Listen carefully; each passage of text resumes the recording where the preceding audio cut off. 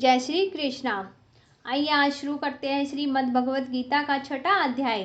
श्री भगवान जी बोले, हे अर्जुन, जिसकी कर्म फल में आसक्ति नहीं और कर्मों को करता है वह सन्यासी और योगी है, और जिसने हवन आदि लौकिक कर्म छोड़ दिए हैं वह योगी नहीं है।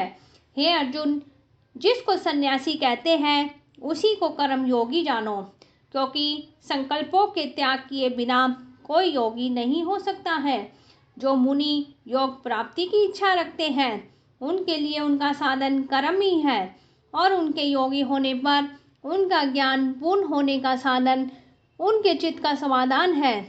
जब मनुष्य विषय और कर्मों की आसक्ति में छूट गया और वासनाओं को उसने त्याग दिया है, उसी समय वह योग रूढ़ कहा जाता है। जिसने मन स्वाधीन कर लिया है वह अपना हितकारी है, और जिसने विवेक का त्याग किया है वह स्वयं ही अपना शत्रु है। मनुष्य मन को जीतने वाले शांत स्वभाव मनुष्य की आत्मा शीत उष्ण, सुख दुख और मान और अपमान इनके होने पर भी अत्यंत स्थिर रहती है। और जिसने ज्ञान विज्ञान से अंतःकरण को तृप्त कर दिया है, जो निर्विकार हो गया है, और जिसने अपनी इंद्रियों को वश में कर दिया है, जो मिट्टी पत्थर और सोने को एक साथ समझता है वह योगी कहलाता है।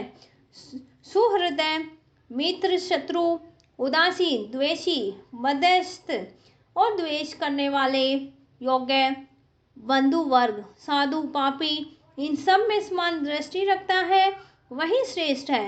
योगी पुरुष को मन और आत्मा को अपने वश में करके वासनाओं और समस्त प्रपंचों को त्याग कर एकांत स्थान में पहले कुश और उसके ऊपर मृगादिकों का चर्म और उसके ऊपर वस्त्र बिछावे।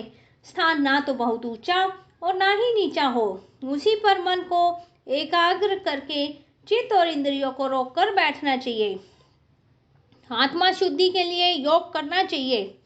शरीर मस्तक और गर्दन को सम करके अचल होकर स्थिर होवे, और अपनी नाक के अग्रभाग को देखता हुआ सभी दिशाओं से अपनी दृष्टि हटाए रहे। भय रहित होकर शांत चित्त से ब्रह्मचार्य व्रत का पालन कर मन को रोककर उसी में ही लीन हो मन को योग में लगावे। इस प्रकार मन को वश में करने वाले योगी को निरंतर योग अभ्यास करते रहने से मुझ में रहने वाली और अंत में निर्वाण पद अर्थात मेरे स्वरूप में लीन करने वाली शांति प्राप्त होती है। हे अर्जुन, जो अधिक भोजन खाता है या अनेक दिन उपवास करता है, जो बहुत सोता है या जागता रहता है, उसको योग प्राप्त नहीं होता है। जो उपयुक्त आहार और विहार करता है और कर्मों का योग रीति से पालन करता है, तथा जो यथा समय सोता है और जागता है, योग ऐसे पुरुष का दुख मिटा देते हैं। तब संयम को प्राप्त हुआ चित्त अपनी आत्मा में ही स्थिर हो जाता है, सब कामनाओं से निवृत्त हो जाता है, तभी योगी मोक्ष पद पा जाता है। जिस प्रकार वायु रहित स्थान पर रखा हुआ दीपक चलायमान नहीं होता, उसी प्रकार योगी अपने चित्त को निश्चल रख के उसका संयम करता है और अंतःकरण की समाधि लगाता है।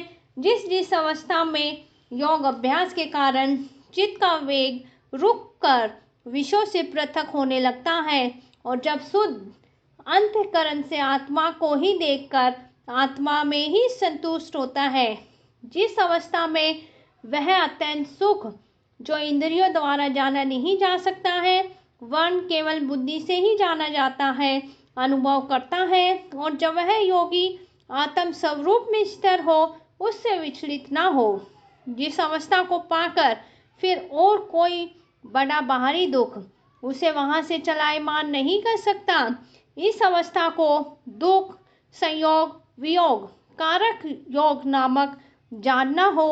सो योग निर्विकल्प चित्त से निश्चय करके ही करना चाहिए।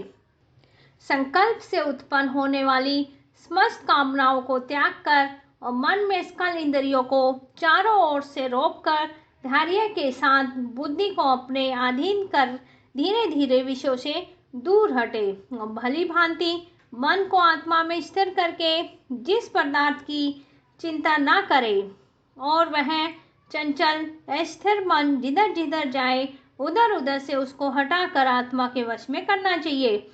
इस प्रकार शांत चित्त और रजोगुण से रहित निष्पाप और ब्रह्म स्वरूप योगी का उत्तम सुख प्राप्त होता है और इस रीति से निरंतर योग अभ्यास करने वाला योगी समस्त पापों से छूटकर सहज ही उस परम सुख को पा लेता है जो ब्रह्मा के संयोग से प्राप्त होता है।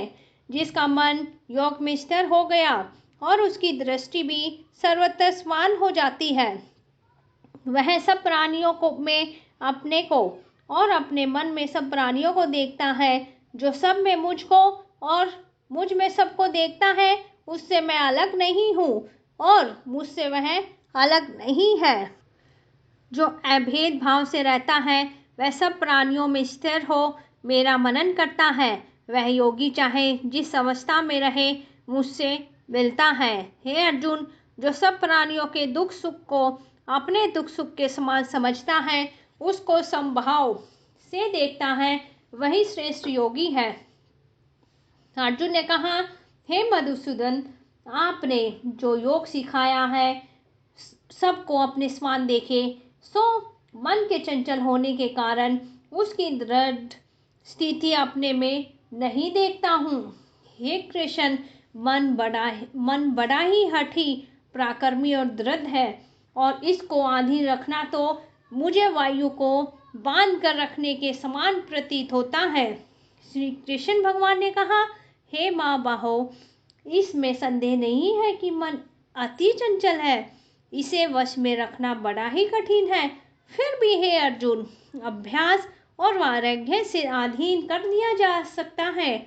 जिसका मन वश में नहीं है उसको योग अत्यंत दुर्लभ है। ऐसा मत है कि अपने मन को वश में करने वाले प्रयत्न करते रहने से उपाय द्वारा इस योग को प्राप्त कर सकते हैं। अर्जुन ने कहा, हे श्री कृष्ण, जिसमें श्रद्धा तो है पर जो योग प्राप्त करने में सफल नहीं हुआ है और जिसका चित्त योग से विचलित हो गया है, वह योग सिद्धि नहीं पाने से किस गति को जा पहुँचता है। हे महाबाहो, जिसका पहले आश्रय भी हो गया हो और ब्रह्म प्राप्ति भी नहीं हुई है, वह दोनों से भ्रष्ट होकर विच्छिन्न मेघ के समान नष्ट तो नहीं हो जाता। हे कृष्ण, मेरा यह संदेह आपको ही दूर करना है। इसको दूर करने वाला आपके अतिरिक्त कोई और अन्य नहीं है।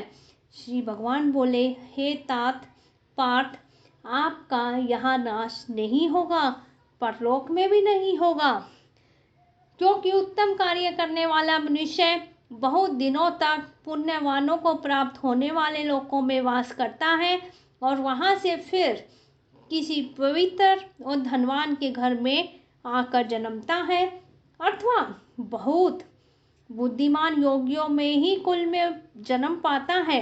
इस प्रकार का जन्म पाना भी इस लोक में बड़ा दुर्लभ है।